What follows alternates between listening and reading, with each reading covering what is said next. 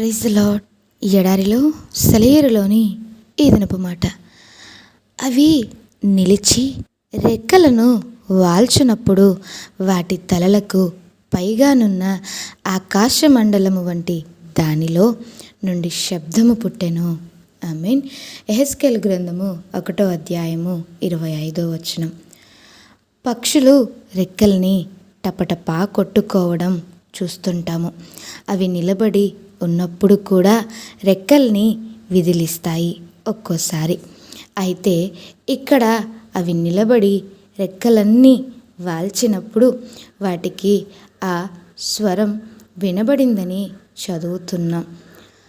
అవి నిలిచి రెక్కలను వాల్చినప్పుడు వాటి తలలకు పైగానున్న ఆకాశమండలము వంటి దానిలో నుండి శబ్దము పుట్టెను.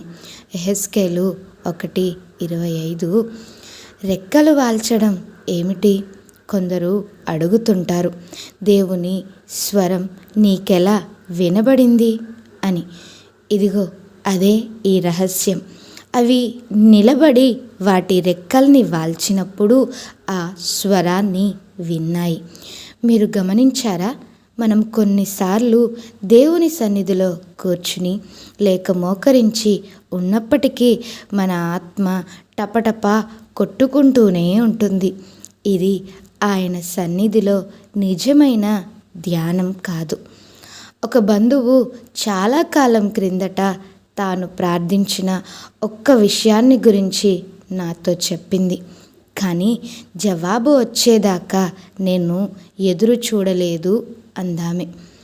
అంటే ఆయన స్వరం వినేంతలా నిశ్శబ్దం అయిపోలేదేమో మనసు.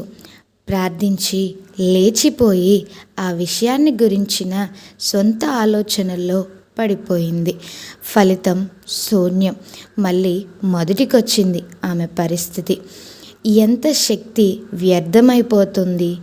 మన రెక్కల్ని వాల్చుకుని ఆయన ఎదుట మౌనముద్ర వహించనందువల్ల ఎంత సమయం వ్యర్థమైపోతుంది. ఆయన నుంచి సమాధానం వచ్చేదాకా మనం కనిపెడితే ఎంత ప్రశాంతత, ఎంత విశ్రాంతి. అప్పుడే మనం కూడా మెరుపులాగా నేరుగా ఆత్మ ఎక్కడికి పోతుందో అక్కడికి పోగలం. అవును, అప్పుడే. కథలకు మౌనంగా ఉండు. నీ ఆత్మకెప్పుడు వినబడనిది ఏ గాలిలోనో, ఏ అలలపైన, ఏ పక్షి పాటలోనూ తేలిరానిది తండ్రి ఇంటి నుండి వస్తున్నది. దిగులు పడ్డ మనసుని అలరించే సందేశం. కదలక మౌనంగా ఉంటే వస్తుంది నీ చెంతకి. కదలక మౌనంగా ఉండు. లీలగా మధురంగా ఒక సన్నిధి. మృదువుగా చప్పుడు లేని పాదధ్వని. యేసు పంపిన ఆదరణకర్త. ఆయన బోధకర్థాలు చెప్పేందుకు ఎదురు చూసే నీ ఆత్మని నింపేందుకు వస్తున్నాడు. ఆ సందేశం ఆలకించి నాలోని ఆత్మ మౌనం వహించు. ఈ కొద్ది మాటలు దేవుడు మీ నా వినికిడిలో దీవించునుగాక. ఆమేన్. దేవుడు మిమ్మల్ని దీవించునుగాక.